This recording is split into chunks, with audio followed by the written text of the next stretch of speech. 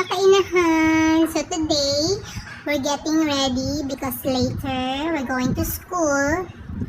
They will be having their practice for their graduation day.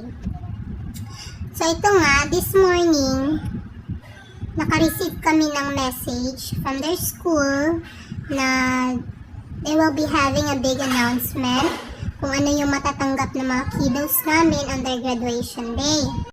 Kaya ito, nagmamadali kami para hindi kami malate. Kasi minsan, nalilate kami. Ay, hindi pala minsan. Palagi po kami nalilate, sorry. Ito naman isa, palaging sumusunod. Late na daw kami, kaya dapat daw ako magmadali. Excited na daw siya kung ano matatanggap niya.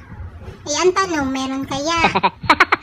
Kailangan na talaga namin umalis, no? Kasi yung isa, atat na, gusto na talagang umalis.